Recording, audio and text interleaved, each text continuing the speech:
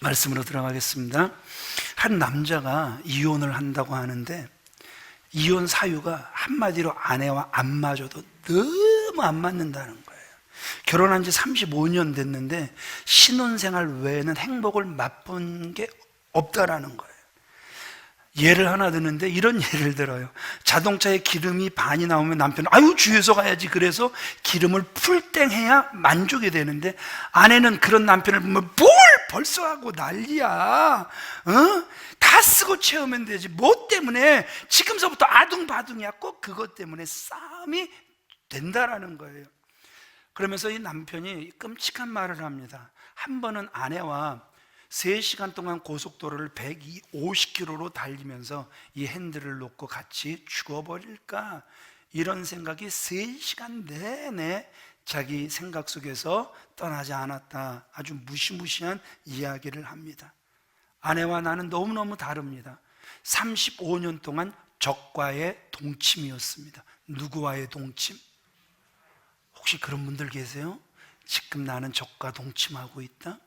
예.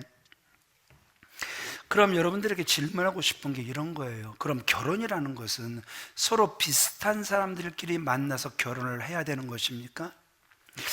그 크리스천 투데이 2020년 2월 6일 기사를 보면 우리는 왜 귀엽고 반대인 사람과 만나 사귀고 결혼하는가?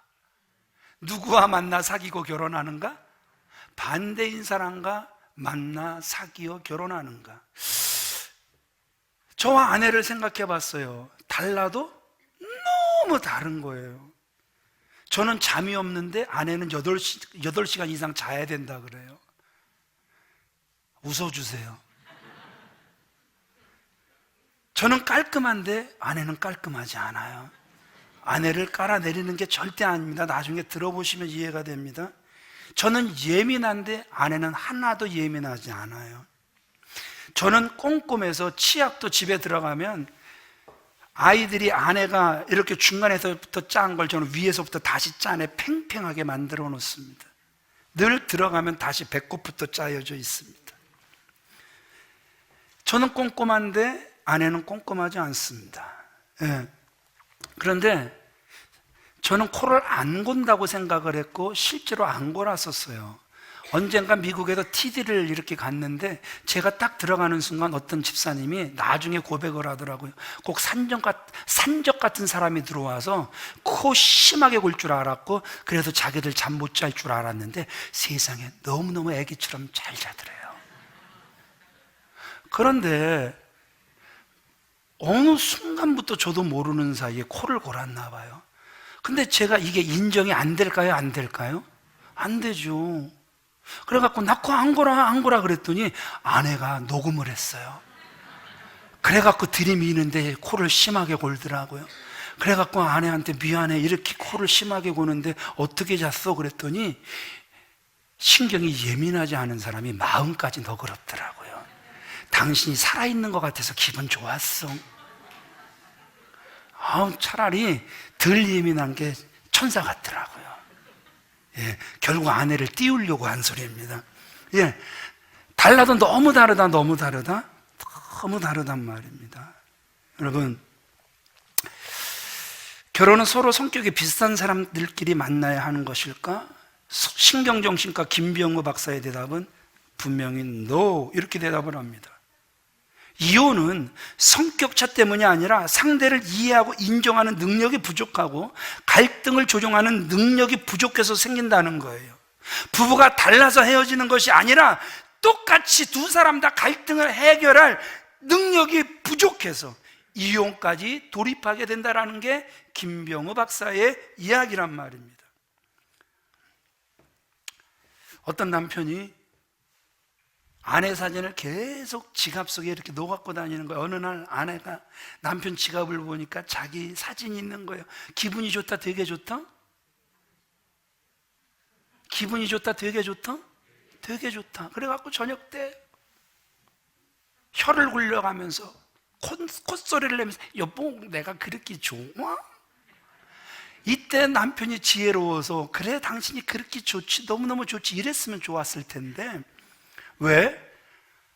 당신 내 사진 지갑에 놓고 다니는데 그렇게 내가 좋아? 그랬더니 남편이 너무 솔직한 거예요. 여보, 나 당신 사진 보면서 세상 이겨낸다? 당신 사진 보면서 어려움도 다 이겨낸다? 내가 당신과 살면서 이런 위기도 넘겨냈는데 내가 다른 위기를 못 넘겨내랴? 그러면서 당신 사진 보면서 내가 힘을 얻는다?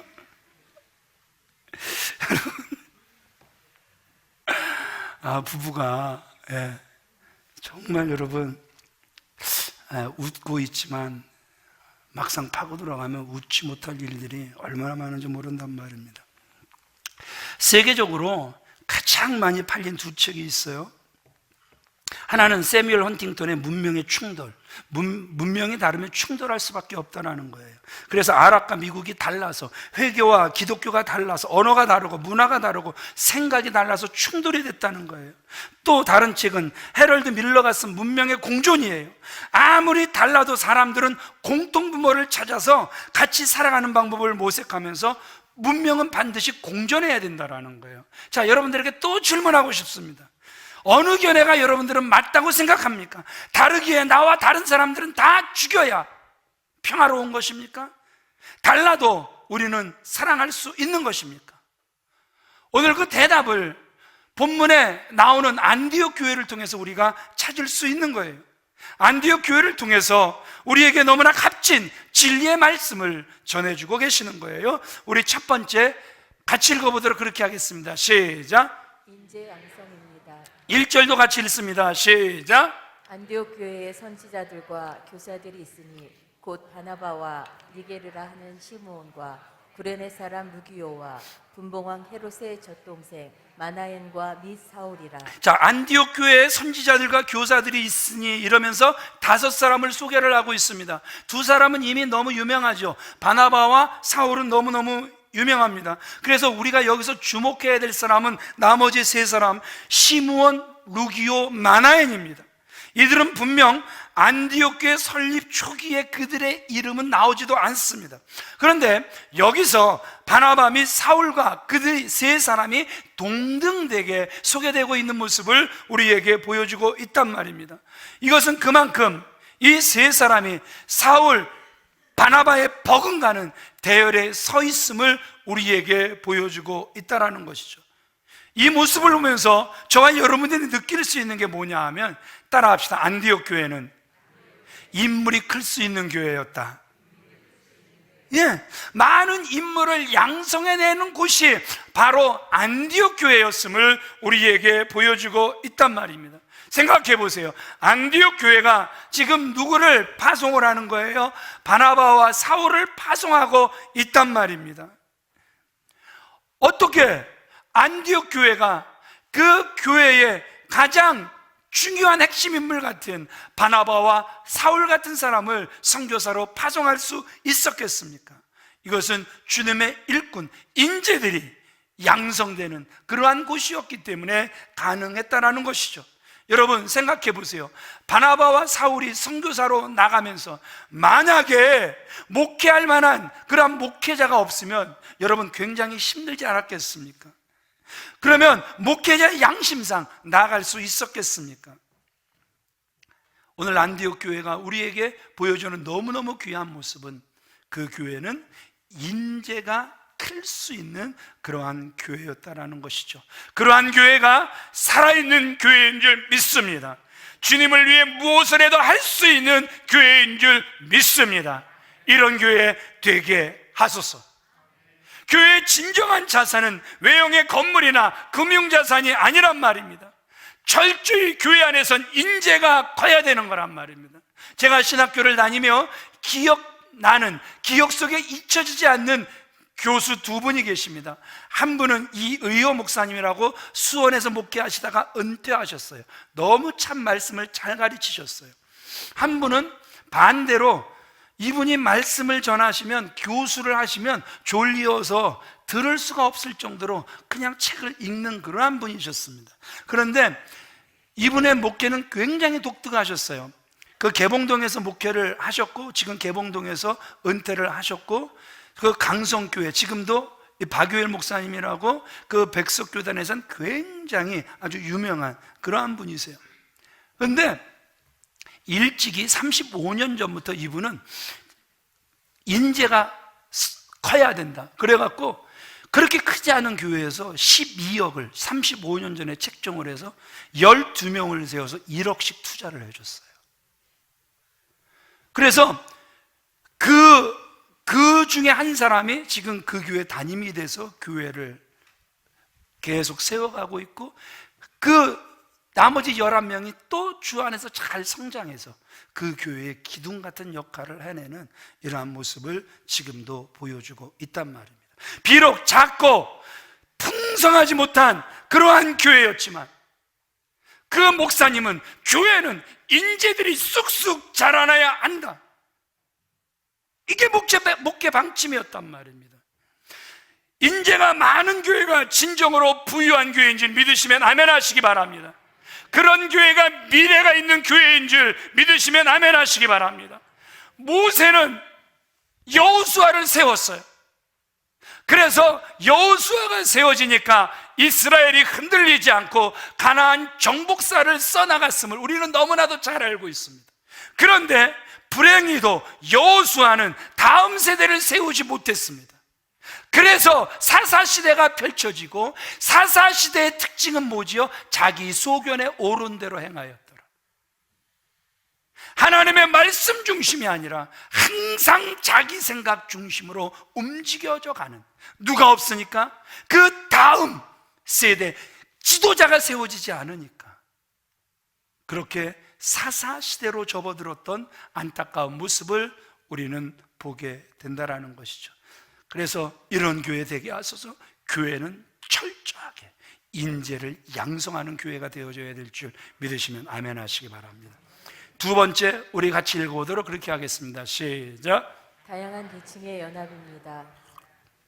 안디옥 교회의 특징이 뭐냐 하면 온통 다 다른 사람들로, 같은 사람이 없는 거예요. 다른 사람들로 구성이 됐단 말입니다. 그렇게 다른데 그렇게 하나가 될 수 있을까 할 정도로 아주 놀라운 교회가 안디옥 교회였단 말입니다. 1번 같이 읽어보겠습니다. 시작. 귀족과 노예가 하나가 되었습니다. 귀족과 노예가 하나가 된 거예요. 마나안이 나오고 있습니다. 마나엔, 왕의 젖동생이에요. 1절 같이 읽겠습니다. 시작. 분봉왕 헤롯의 젖동생 마나안. 젖동생이면 굉장히 가까운 거예요, 가까운 거예요? 굉장히 가까운 것이죠. 그런데 또 누가 나오냐 하면 시므온이 나옵니다. 이 시므온은 누구냐 하면 노예예요. 1절 같이 읽어보겠습니다. 시작. 니게르라 하는 시므온. 니게르, 이게 라틴어로 블랙, 흑인이라, 이러한 뜻이란 말입니다. 그러니까 여러분, 안디옥 교회는 왕의 젖동생 귀족과 노예가 하나가 되는 이러한 모습을 우리에게 보여주고 있단 말입니다. 전북 김제시에 가면 그때 장례식 때문에 김제시에 갔다가 금산교회를 들러본 적이 있습니다. 이 교회는 옛날 교회예요. 아주 독특해요. 기역자 교회인데요, 강단이 중간에 있어요. 그리고 오른쪽에는 남자, 왼쪽에는 여자. 그래서 남녀가 마주치지 않게끔 지어진 아주 옛날 교회예요. 그런데 이 교회를 누가 세웠냐 하면 조덕삼 장로님이 세웠어요. 얼마나 부자인지, 뭐 떵떵거리며 이렇게 사시는 굉장히 그 김제시의 부자인데, 어느 날 선교사들이, 눈이 파란 외국의 선교사들이 한국 땅에 들어와서 그 자기들의 좋은 고향을 버리고 고생하는 모습이 너무 안쓰러워서, 아니 왜 이 조선 땅까지 와서 이렇게 그 복음을 전하십니까? 그랬더니 하나님 사랑 때문입니다. 그러니까 그 하나님의 사랑이 도대체 뭔데 그렇게 자기 고향 땅 다 버리고 여기까지 와서 고생하는가 감동이 돼서 자기 집을 교회로 내놓은 거예요. 그때 이제 누가 그 집에 마부로 고용이 되냐 하면 이 자익이라는 자기 아들 또래의 그 종이 이제 먹여만 달라고, 그래서 그 집에 마부로 들어오게 돼요. 그런데 얼마나 똑똑한지 고개 너머로 천자문을 다 떼버렸네. 이제 그 교회에서 교회가 시작이 됐으니까 이제 같이 이제 교회가 성장이 되는데, 교회가 성장을 하니까 또 사람을 세워야 되잖아요. 장로를 세워야 되는데 장로 후보가 누가 됐냐 하면, 누가 됐게요? 조덕삼, 이자익 두 사람이 장로 후보가 됐네요. 누가 될게요? 예? 이자익이 돼버린 거예요. 이자익이. 봉건 시대에 세상의 주인은 떨어지고 종이 장로가 딱 돼버린 거예요. 이제 교회가 막 술렁일 때 조덕삼 이 분이 딱 일어나서 하나님께서 이 일을 행하신 줄 믿습니다. 제가 장로님을 잘 섬기겠습니다. 좀 놀라기라도 해주세요. 놀란 표정이라도 좀 보여주시고. 그래서 교회가 평안해졌다라는 거예요. 3년 뒤에 이분은 장로님이 되셨고, 이자익, 이 장로님은 이제 선교사가 봐도 이제 장로님으로 머물러서는 안 될 것 같아서 신학교로 데리고 가서 공부를 시켜요.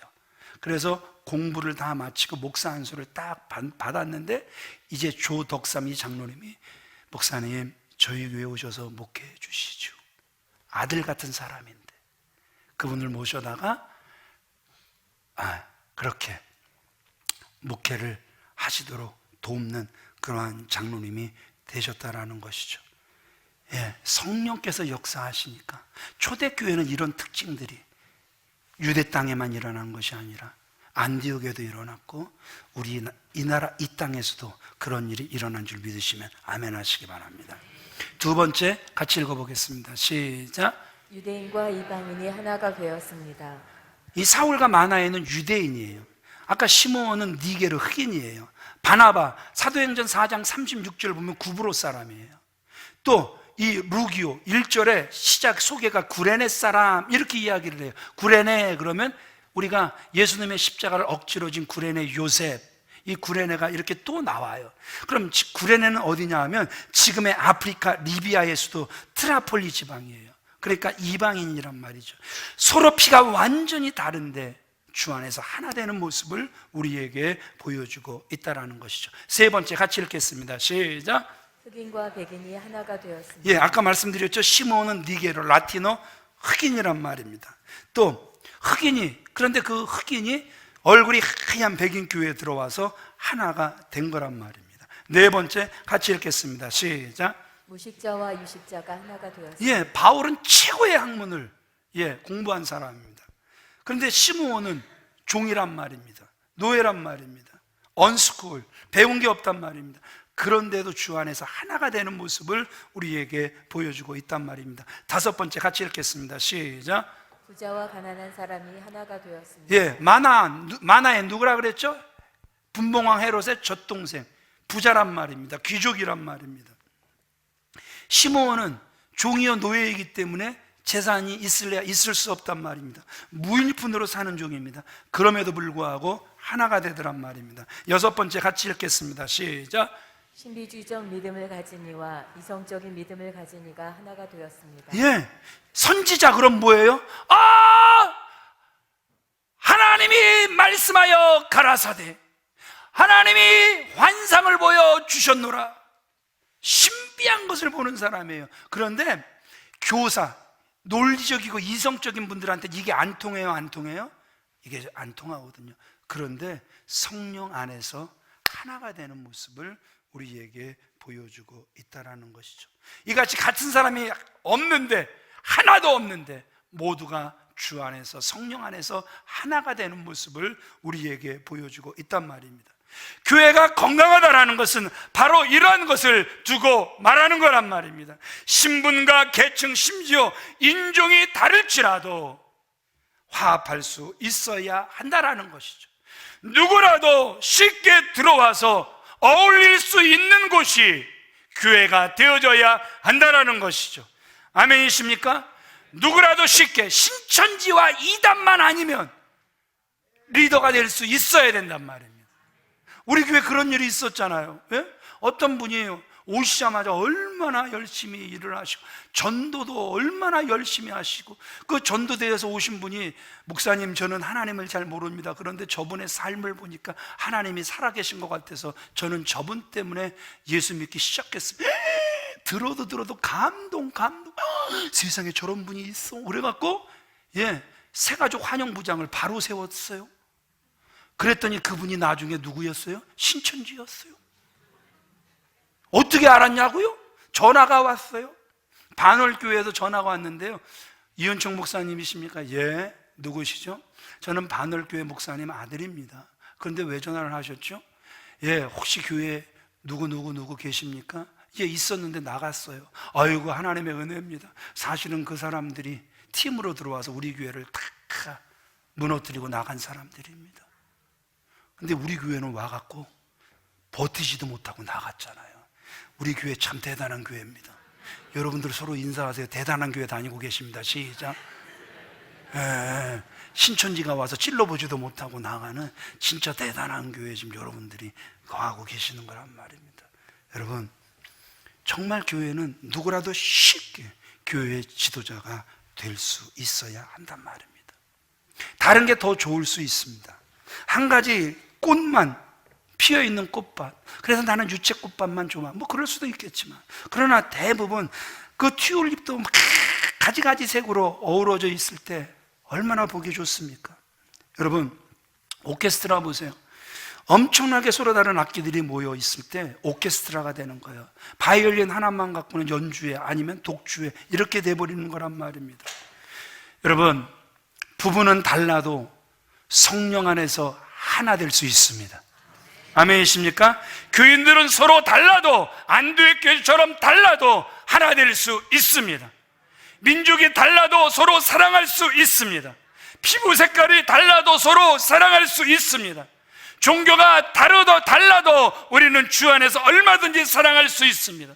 조상이 다르고 생각하는 것이 다르더라도 우리는 사랑할 수 있단 말입니다. 그러면 어떻게 하면 안디옥 교회처럼 달라도 사랑할 수 있습니까? 따라합시다. 목적이 같으면 하나 될 수 있다. 목적이 같으면 사랑할 수 있다. 안디옥 교회, 여러분들이 구성을 보셨단 말입니다. 구성원들이 이렇게 다양한데도 그들이 하나가 될 수 있었던 비결은 목적이 하나였다라는 사실입니다. 인류 역사상 가장 먼저 선교사를 파송한 교회가 어디였겠습니까? 예루살렘 교회요? 아니요. 그들은 쫓겨가듯 갔습니다. 제일 먼저 선교사를 파송한 교회는 안디옥 교회였단 말입니다. 그러니까 하나님께서 그 교회를 그 시대에 가장 크게 부흥시켜 주신 줄 믿으시면 아멘 하시기 바랍니다. 안디옥 교회 교인들은 영혼을 구원하고 주님을 기쁘시게 하는 목적 하나만 가지고 하나 된 교회였단 말입니다. 목적이 같은데 싸울 필요가 뭐 있습니까? 싸울 수 있죠. 선교부장님은 한 명만 파송합시다. 선교사 한 명만 파송합시다. 그랬더니 선교국장님은 뭔 소리, 5명은 파송해야지. 이런 것 때문에 싸울 수는 있다라는 거죠. 같은 방향으로. 아멘을 안 하시는 게 좀 불안합니다. 네. 목적이 같으면 하나 될 수 있습니다. 목적이 같으면 사랑할 수 있단 말이에요. 조용히 소리 없이 이렇게 떨어져 나가시는 분들을 보세요. 목적이 같지 않은 거예요. 그래서 교회는 목적이 같아야 될 줄 믿으시면 아멘 하시기 바랍니다. 같이 걸어가는 게 중요한 게 아니에요. 같은 곳을 바라보는 게 중요한 거란 말입니다. 예수님의 제자들이 예수님과 같이 걷지만 같은 곳을 바라보질 못하니까 유다 같은 사람이 나올 수밖에 없었다라는 거예요. 같이 사는 것이 중요한 것이 아니라 부부가 같은 곳을 바라보는 게 그만큼 중요한 거란 말입니다. 같이 한 교회에서 신앙생활하는 것이 중요한 것이 아니라 같이 신앙생활을 하기 때문에 같은 곳을 바라보는 게 중요한 거란 말입니다. 깨달아지시면 아멘 하시기 바랍니다. 왜 하나님은 예루살렘 교회가 아니라 안디옥 교회를 통해 이방 선교의 문을 여신 줄 아십니까? 그것은 예루살렘 교회가 치명적인 약점을 가지고 있었기 때문에 그렇단 말입니다. 예루살렘 교회는 예루살렘이라는 지역 밖으로 눈을 안 돌리는 거예요. 민족주의라는 벽에 복음을 가둬버리는 거예요. 그래서 복음을 땅끝까지 전하라고 마지막 유언, 지상 명령을 내리신 예수님의 명령, 그래서 그들에게 주어진 사명을 잊어버리고 말았단 말입니다. 그러기에 하나님의 교회는 이런 벽들을 뛰어넘어야 될 줄 믿습니다. 그래야 하나님의 역사를 체험하게 될 줄 믿습니다. 미국 교회의 어려운 문제가 무엇입니까? 제가 미국에 있으면서 가장 안타까웠던 것 중에 하나가 백인 목사님이 설교하면 그 교회는 다 하얘. 흑인 목사님이 설교하면 그 교회 거의 90% 이상이 검어요. 피부 색깔을 뛰어넘지 못하는 이런 안타까운 모습을 보게 된다는 것이죠. 지금 한국 교회가 개교회주의를 뛰어넘지 못합니다. 복음의 순수성이 하나님의 교회 안에서 보여지질 않고 있습니다. 기복 신앙의 잔재가 아직도 남아있는 이런 안타까운 모습을 보게 된다는 것이죠. 그런데 안디옥 교회는 시작부터 달랐어요. 처음 시작부터 이 벽들을 싹 다 허물어버렸습니다. 유대인과 이방인이 함께 예배를 드리는 거예요. 백인과 흑인이 함께 예배를 드리는 거예요. 귀족과 노예가 함께 예배를 드리는 거예요. 배운 자와 못 배운 자가 함께 예배를 드리는 거예요. 그러면서 사랑의 띠로 하나가 된 모습을 우리에게 보여주고 있는 거란 말입니다.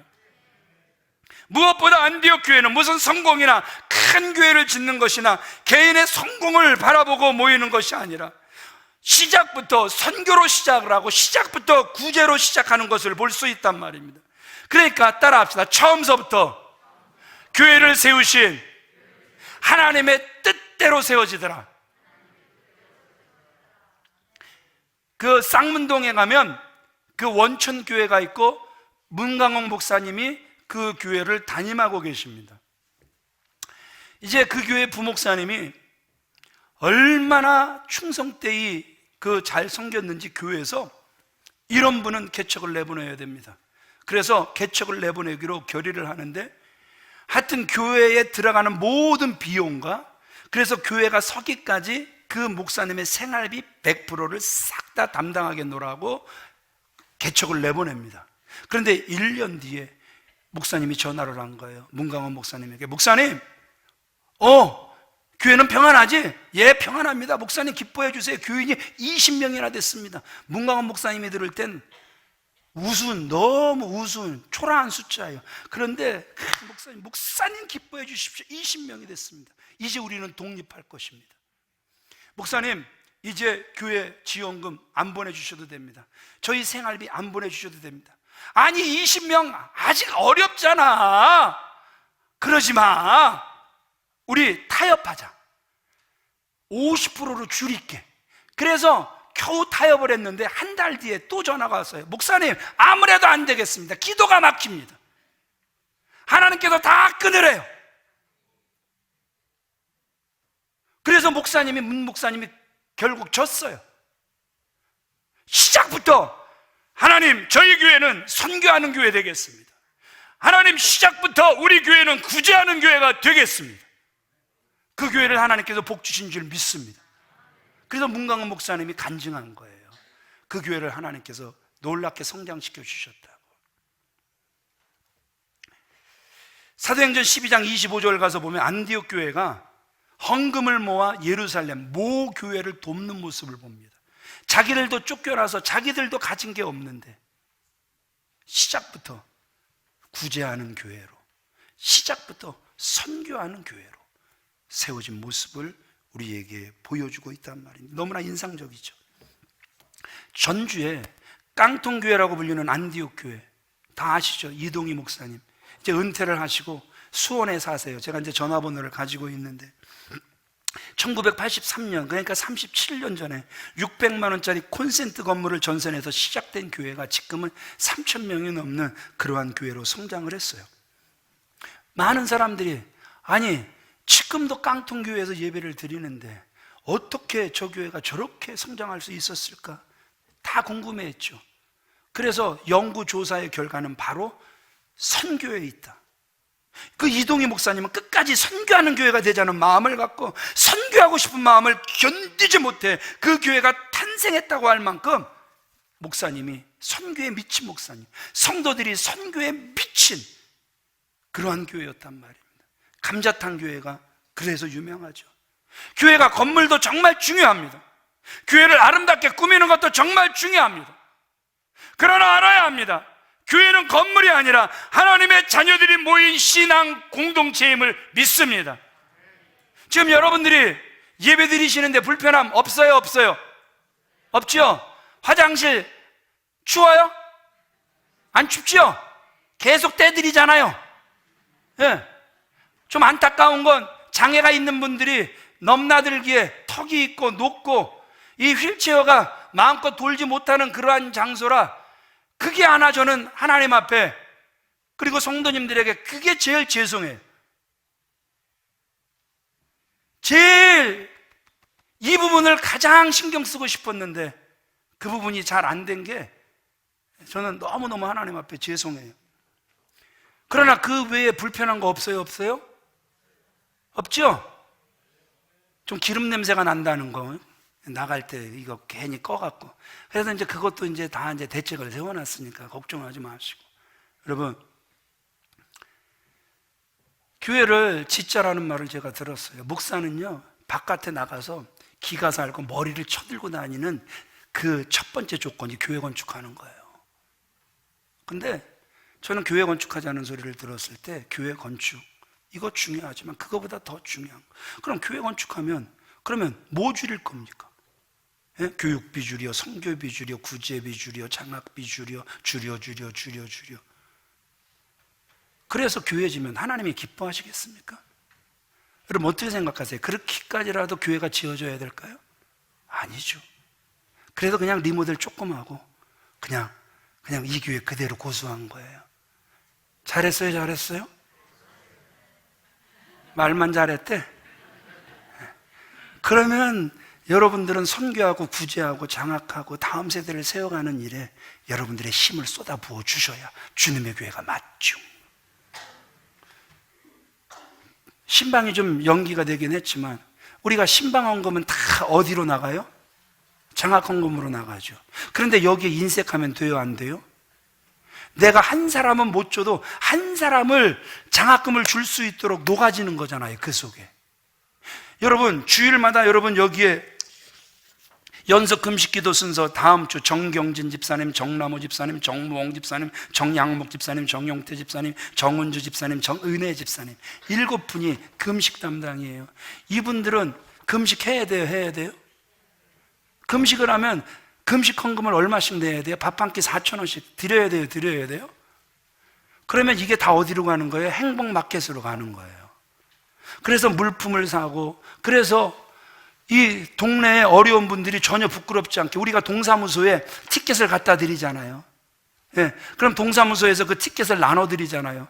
그러면 뭐 2만 원, 3만 원짜리 티켓을 받아오니까 교회 건진 꿈에도 모르고 당당하게 들어오시잖아요. 그래서 물건들 받아가시고. 우리 교회가 꽤 괜찮은 교회예요.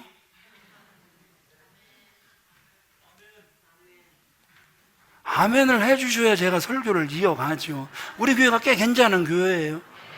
네. 그러니까 여러분 이거 연속 금식기도 순서 딱 뜨면 할렐루야 하나님 감사합니다. 저를 금식시킴으로 행복 마켓이 풍성해지게 하옵소서. 오히려 여기에 이름 난 걸 영광으로 생각하셔야 돼요. 영광으로 생각하셔야 돼요. 하여튼 돈 얘기만 나오면 세상에 짜장면 값도 안 되는데 소리들은 귀 들어가시고. 교회는 사람을 살리고 세우는 일에만 쓰여야 될 줄 믿습니다. 그래야 주님의 기쁨이 될 줄 믿습니다. 아멘이십니까? 아멘이십니까? 우리 이 부분을 같이 읽어보겠습니다. 시작. 교회 건물이 우리의 목적이 되어서는 안 됩니다. 가장 아름다운 교회는 성도들이 모여 하나님의 마음을 품고 하나님의 뜻을 이루는 데 있습니다. 예, 그러면 제가 하나님의 뜻이 무엇입니까? 이렇게 물을 거예요. 그러면 여러분들은 선교, 전도 이렇게 하시면 되는 거예요. 그러면 모범 답안이에요. 마스크를 쓰셨다고 입모양이 안 보인다고 입도 뻥끗 안 하시는 분들이 상당히 많으신 것 같은데 그래도 이게 움직여요? 예. 자, 제가 질문합니다. 교회를 향한 하나님의 뜻이 무엇입니까? 아멘? 선교와 전도에 있는 줄 믿으시면 아멘 하시기 바랍니다. 이 말씀을 마치겠습니다. 오늘 우리가 본문을 보면 바나바와 사울을 따로 세우라고 말씀하시는 것을 볼 수 있어요. 그들은 이 안디옥 교회의 핵심 멤버였단 말입니다. 이렇게 따로 세우라고 하실 때 아마 교인들은 다 충격을 받았을 거예요. 아니, 바나바와 사울을 따로 떼가시면 우리 교회는 어떻게 합니까? 하나님 너무 하시는 것 아니십니까? 어떻게 좋은 사람만 쏙 빼가십니까? 그러면 남은 우리는 어떡하란 말입니까? 그런데 하나님께서 사랑하시는 귀한 믿음의 성도님들, 하나님은요, 안디옥 교회에서 가장 소중한 두 사람을 원하셨단 말입니다. 여기서 우리는 참된 헌신의 모습을 보게 되는 거예요. 남은 자투리 시간을 내는 거 귀한 일입니다. 내가 쓰고 남은 돈으로 헌신하는 것도 귀한 겁니다. 그러나 정말 귀한 희생은 나를 희생해야 할 시간, 물질을 바치는 거란 말입니다. 아멘이십니까? 이런 찬양이 있죠. 주님께 귀한 것 드려 늙을 때 심다, 아니죠?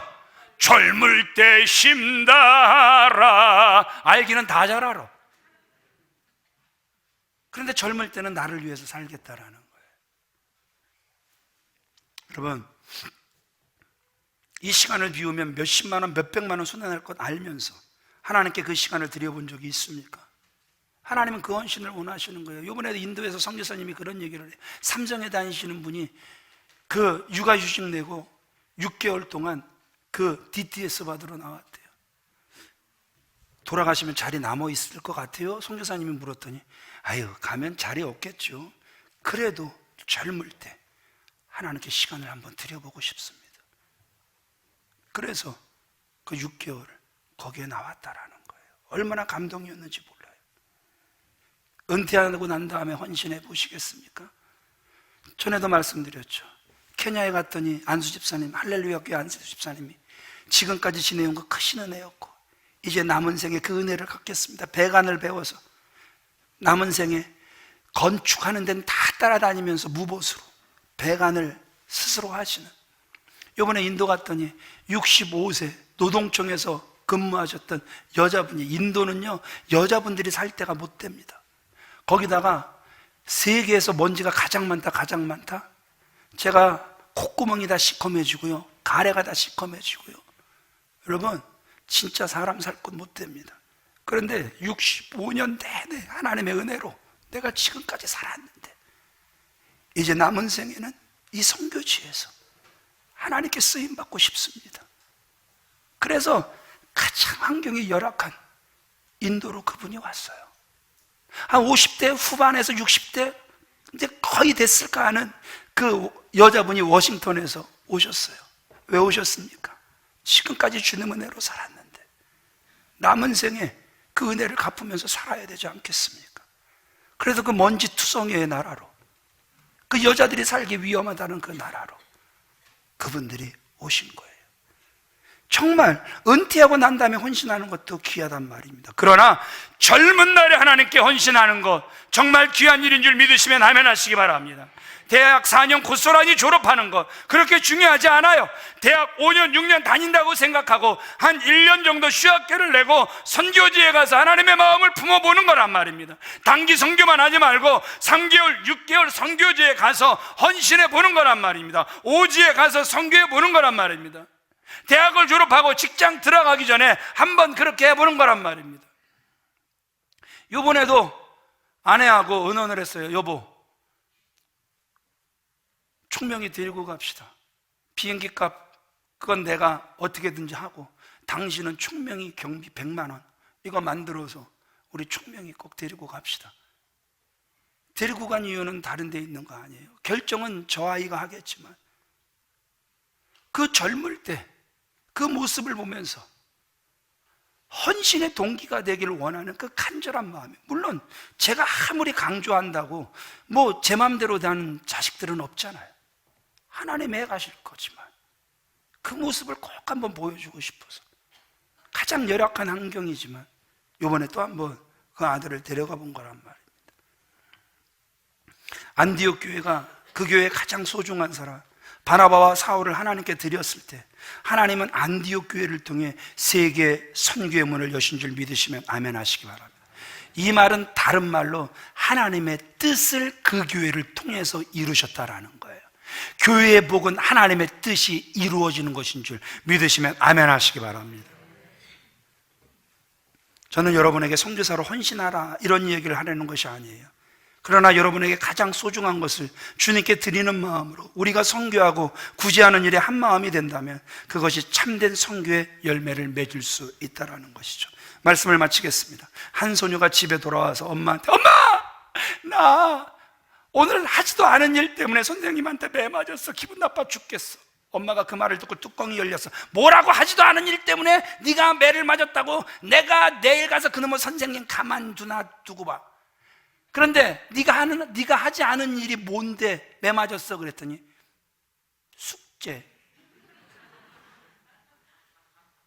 숙제를 안 해서 매를 맞았다라는 거예요. 여러분, 교회도 안 하면 예수님 앞에 책망받을 수밖에 없는 것이 무엇입니까? 바로 선교와 전도인 줄 믿으시면 아멘 하시기 바랍니다. 그 선교와 전도를 위하여 장학도 하고 구제도 하고 다음 세대를 세워가는 일에 우리가 쓰임 받아야 되는 거란 말입니다. 우리 다 같이 일어나셔서 시편 133편 1절 같이 읽고 찬양하도록 하겠습니다. 시편 133편 우리 1절, 우리 자리에서 다 같이 일어나셔서 함께 읽겠습니다. 시작. 형제가 연합하여 동거하니 어찌 그리 선하고 아름다운. 형제가 연합하여 동거한다. 그러나 그 연합과 그래서 그 동거 목적이 같아야 됩니다. 교회는 목적이 같아야 됩니다. 교회는 방향이 같아야 합니다. 선교와 전도, 장학과 구제, 다음 세대들이 일어나 꿈을 꿀 수 있는 이러한 교회가 되어져야 합니다. 아멘이십니까? 전통교회와 하나님께서 성장시킬 교회의 차이점이 뭔지 아십니까? 전통교회는요, 장년들을 위한 것에는 아낌없이 투자가 돼요. 그래서 순간순간 원하면 싹싹 바뀌어져요. 그런데 다음 세대를 위해서 무엇을 하자고 하면 2달, 3달, 1년, 2년씩 안 바뀌는 이러한 교회들. 여기서 다음 세대는 꿈을 꿀 수가 없습니다. 다음 세대가 꿈을 꿀 수 있는 교회가 되게 합시다. 다음 세대를 위하여 아낌없이 투자할 수 있는 교회가 됩시다. 하나님이 기뻐하시고 세워가실 줄 믿습니다. 우리 함께 찬양하시겠습니다.